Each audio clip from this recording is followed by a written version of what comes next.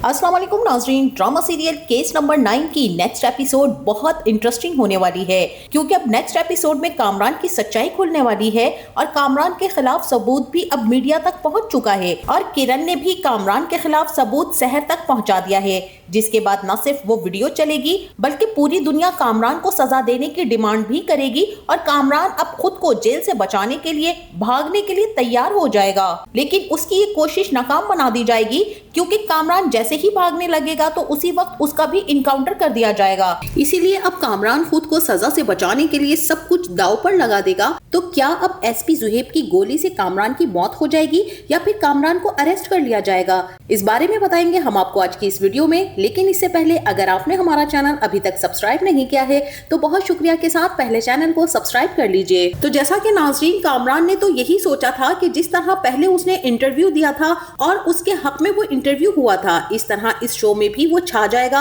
लेकिन यहाँ पर होगी सिर्फ हक और सच की बात। कामरान लाइव इंटरव्यू के दौरान बुरी तरह एक्सपोज हो जाएगा और शहर इसके सवालों से पीछे नहीं हटने वाली है। तो अब जैसा कि नाजरीन, कामरान की जिद पूरी हो गई है। कामरान ने इंटरव्यू में खुद को आने के लिए भी कह दिया है और शहर ने भी यही कहा है कि ठीक है, अगर कामरान को इतना ही शौक है तो आ जाए मेरे सामने, क्योंकि मैं भी अब उससे मुकाबला करने के लिए तैयार हूँ। और जैसे ही कामरान सामने आएगा तो उसी वक्त कामरान और शहर के दरमियान डिबेट शुरू हो जाएगी और कामरान यही कहेगा कि तुम अपने झूठ को सच बनाकर बता रही हो सारी कौम को, और शहर कहेगी कि चिल्लाने की जरूरत नहीं है, चिल्लाने से झूठ ना तो सच हो जाता है और ना ही चीखता हुआ सच दब जाता है। सच अगर खामोश भी रहे तो इसकी चीख पूरी दुनिया को सुनाई देती है, लेकिन झूठ चीख चीख कर भी अपना दिफा करने में नाकाम रहता है। और यहाँ कामरान यही कहेगा कि तुम बहुत बड़ी झूठी हो शहर, तुम तो इतनी बड़ी फ्रॉड औरत हो कि सबके साथ मिलकर तुमने मेरे ऊपर इतने घटिया तरीन इल्जामात लगाए हैं। और शहर भी कहेगी कि अच्छा ऐसा है तो फिर ये बात जाकर रोहित और किरण को समझाओ,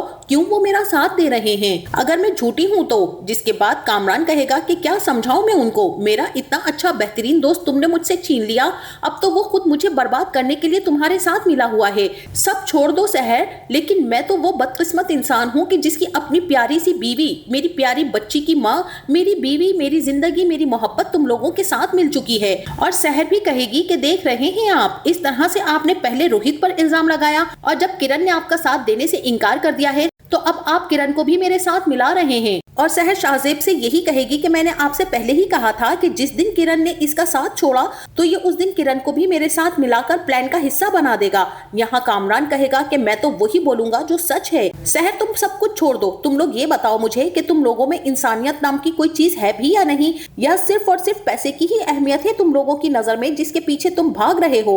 और तुम लोगों को शर्म नहीं आती कि किस तरह से तुम लोगों ने मिलकर मेरी जिंदगी को बर्बाद कर दिया है। तुम सब लोग तो मेरे अपने थे, तो तुम लोगों ने कैसे मुझे धोखा दे दिया। अब कामरान की ये स्टेटमेंट ना सिर्फ किरण सुन लेगी बल्कि उसकी माँ सुनकर काफी ज्यादा हैरान होगी। और किरण की माँ अपने हस्बैंड से यही कहेगी कि मुझे तो समझ नहीं आ रही कि ये क्या फजूल बातें कर रहा है किरण के लिए।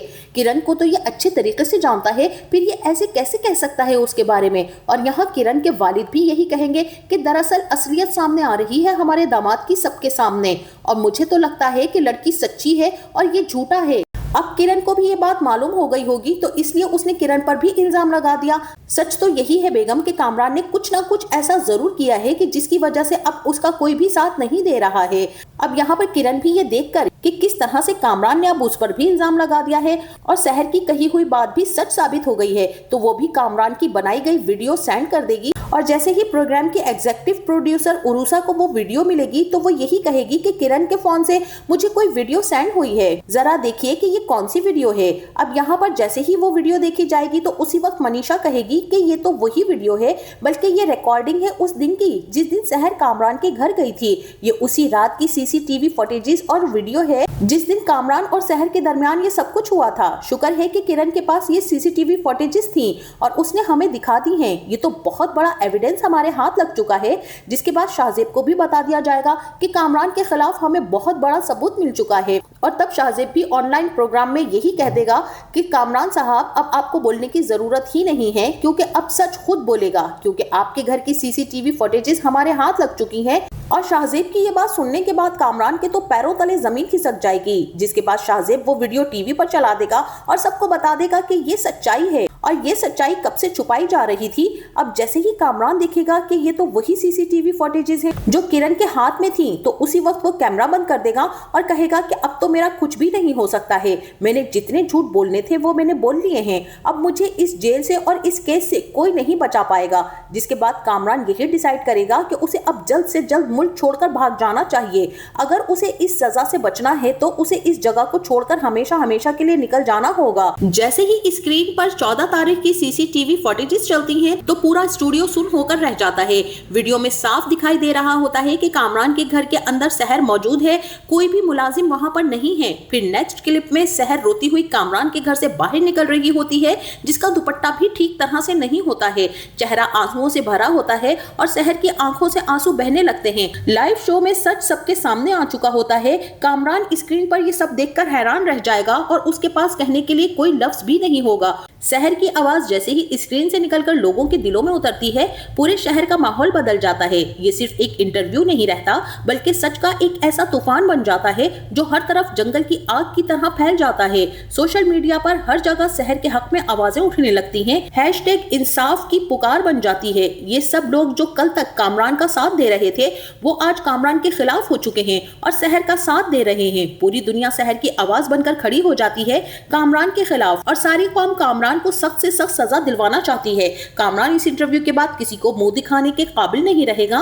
कामरान के पास अब बोलने के लिए कुछ बाकी नहीं रहेगा, क्योंकि यहाँ पर कामरान को ये बात समझ आ चुकी है कि ये मामला अब उसके हाथ से निकल चुका है। वो फौरन से पाकिस्तान से भागने का फैसला कर लेता है, क्योंकि कामरान के लिए ये सब कुछ नाकाबिले बर्दाश्त होता है। अब कामरान का गुरूर, उसकी ताकत, उसका झूठ, सबका सब धरे का धरा रह गया।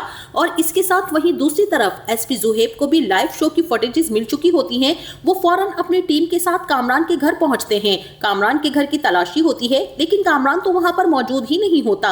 और यहाँ पर एसपी जुहेब भी मैसेज दे देते हैं एयरपोर्ट पर कि एफआईए को अलर्ट कर दो, इस शख्स को किसी भी हाल में कंट्री छोड़ने मत देना। एयरपोर्ट पर कामरान बोर्डिंग की तैयारी कर रहा होता है और पासपोर्ट काउंटर क्रॉस करते वक्त वो पीछे मुड़कर देखता है। जैसे ही उसे एहसास होता है कि कुछ गलत होने वाला है उसके साथ, तभी पीछे से आवाज आती है कामरान और एसपी जुहेब अपनी पुलिस टीम वहां पर लेकर पहुंच जाते हैं। कामरान यहां पर भागने की कोशिश करता है, लेकिन सिक्योरिटी उसे पकड़ लेती है और एसपी जुहेब भी आगे बढ़कर उसके हाथ में हथकड़ी लगा देते हैं। मीडिया पर हेडलाइंस चल पड़ती हैं। अगले दिन अदालत में कामरान को पेश किया जाता है। कोर्ट रूम भी भरा हुआ होता है और अजीब सी खामोशी होती है और वकील बुखारी अदालत में पेश नहीं होते, जिससे जज और भी ज्यादा सख्त हैरान और परेशान हो जाते हैं। विनीश और मनीषा कामरान के खिलाफ वही वीडियो सबूत के तौर पर पेश करती हैं जो लाइव शो में दिखाई गई थी। सीसीटीवी फुटेजेस, प्राइम स्ट्रीम, सब कुछ वेरीफाई होता है। जज साहब कुछ गौर से देख रहे होते हैं, तभी जज साहब कहते हैं कि अदालत के पास अब किसी भी शक की गुंजाइश बाकी नहीं रही है। कामरान के चेहरे का रंग उड़ जाता है और कामरान को पता चल जाता है कि अब इसके पास कुछ बाकी नहीं बचा, उसे सजा हर सूरत होकर ही रहनी है। तो कामरान, जो कि अब कमरा अदालत में सबके सामने अपने जुर्म का एतराफ कर लेगा कि सहर झूठ नहीं बोल रही थी, उसने जो कुछ भी कहा था वो सब सच था। मैंने तो सच में सहर के साथ जुल्म किया है।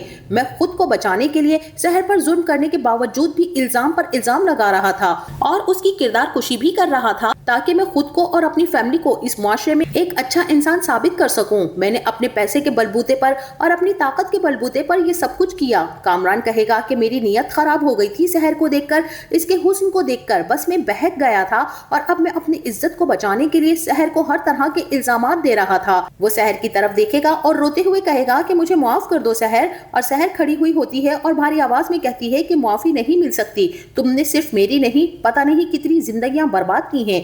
कोर्ट रूम में मौजूद हर शख्स की आंखें नम हो जाती हैं। अदालत कामरान को सजा सुना देती है। पुलिस कामरान को ले जाती है और कामरान पीछे मुड़कर सहर को देखता रहता है। कामरान की नजरों में पहली बार शर्मिंदगी नजर आती है और कामरान सहर से कहता है कि जो कुछ मैंने तुम्हारे साथ किया था आज उसका हिसाब हो चुका है। कामरान कहेगा कि जितना भी झूठ को छुपाने की कोशिश की जाए, झूठ एक ना एक दिन आखिर सामने आ ही जाता है। जीत हमेशा सच की होती है। और कामरान ये भी कहेगा कि मुझे समझ आ चुकी है कि मैंने तुम्हारे साथ कितना बड़ा गुनाह किया था और मुझे मेरे किए की सजा भी मिल रही है। सहर कामरान से यही कहेगी कि तुम्हारे अमल का नतीजा है जो तुमने मेरे साथ किया और मैं तुम्हें इसके लिए कभी भी माफ नहीं करूंगी। सहर, जो कि पूरी दुनिया के सामने सर उठाकर खड़ी हो जाती है कि उसे इंसाफ मिल गया है। बाहर मीडिया मीडिया वाले भी खड़े होते हैं।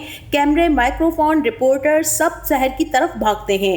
शहर मीडिया वालों को ये कहती है कि उसने ये इंसाफ अपने लिए नहीं बल्कि और भी बहुत सी बहन बेटियों के लिए मांगा है। उसने ये जंग अपने लिए नहीं लड़ी। इस तरह की और भी बहुत सी लड़कियां होंगी जो बोल नहीं सकती, जो आवाज नहीं उठा सकती। शहर कहेगी कि मैं उन सब की आवाज बनी हूँ, मेरी वजह से उनके अंदर भी हौसला आया होगा कि ऐसे दरिंदों को खुले आम नहीं बल्कि सलाखों के पीछे होना चाहिए और मुझे फख्र है कि मैंने इस दरिंदे को उसके अंजाम तक पहुंचा दिया। तभी किरण शहर के पास आती है और रोते हुए कहती है कि मुझे माफ कर देना, मैंने तो सच बोलने में देर कर दी है। किरण शहर से कहेगी कि मैं सच जानते हुए भी खामोश रही, मैंने सच का साथ नहीं दिया। शहर उसका हाथ पकड़कर कहती है कि मुझे खुशी है कि तुमने हक का साथ दिया, मुस्तकबिल के बारे में नहीं सोचा। खामोशी भी एक जुर्म होती है। जब सच के साथ खड़ा होने की हिम्मत आ जाए तो यही काफी होता है। तुमने ये फैसला देर से ही सही, लेकिन तुम्हें इस बात का एहसास तो हुआ। किरण कहेगी कि अगर मैं तुम्हारा साथ ना देती, ये जानते हुए भी कि कामरान तुम्हारा मुजरिम है, तो शायद सारी जिंदगी मेरा ज़मीर मुझे सुकून का सांस लेने ना देता।